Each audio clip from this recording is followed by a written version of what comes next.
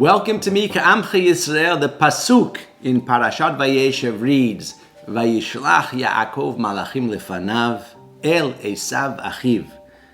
Upon his return to Eretz Yisrael, Yaakov Avinus sends a message to his estranged brother Esav, Im Lavan garti va'achar ad ata. I lived with Lavan and lingered there until now. Chazal teach us that within these words lies a profound declaration. I lived with Lavan and yet I kept shamarti, taryag mitzvot, and I didn't learn from his nefarious ways. This statement raises a significant question. For over 2 decades, Yaakov was separated from his parents, during which he couldn't possibly fulfill the mitzvah of kibud avein, honoring of his father and his mother. How then could he have claimed to observe all 613 mitzvot? The Khatam Sofer offers a profound insight. He observes that Yaakov chose the word shamarti, meaning I guarded, instead of chiyamti, meaning I fulfilled. While Yaakov was unable to fulfill the mitzvah of honoring his parents in practice, he guarded it in his heart. His every action was accompanied by a deep longing and anticipation for the day he could once again honor his father and mother. The Khatam Sofer explains that this yearning elevated him to the status of one who fulfills a mitzvah, but is prevented by circumstances beyond their control. A person whom Chazal teach is credited as if they actually performed the mitzvah itself. This principle reveals a magnificent truth. The desire and the intent behind our actions are often as significant as the actions themselves. It's not merely what we do, but why we do it that shapes our spiritual legacy. This principle is not confined to Yaakov Avinus' story.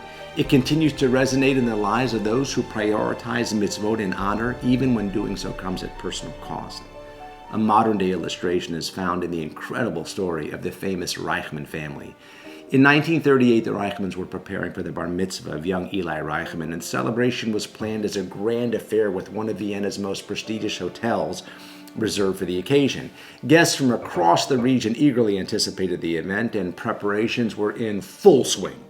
Just days before the Simcha, however, the family received devastating news.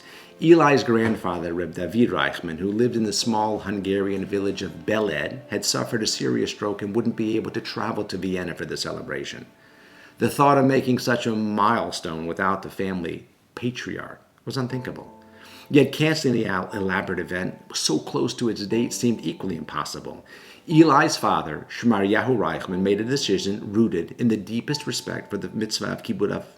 Without hesitation, he canceled the grand event in Vienna. Together with his wife, the bar mitzvah boy, and one of his sons, he traveled to Beled to be with his father. The remaining children stayed behind in Vienna with their nanny. In place of a lavish event in a magnificent ballroom, Eli's bar mitzvah was celebrated in the humble shtibel of Beled. And despite the simplicity of the setting, the simcha was imbued with a sense of holiness and honor. Eli's grandfather, though weak, mustered the strength to pray alongside his family, and a modest meal followed, rich in gratitude and love. But the true significance of their decision would only become clear days later. On the day of the bar mitzvah, March 12, 1938, the Nazis Yimach Shema marched into Austria, unleashing terror upon the Jewish community. That very night, the Gestapo visited the Reichman home, seeking to arrest the prominent Jewish family.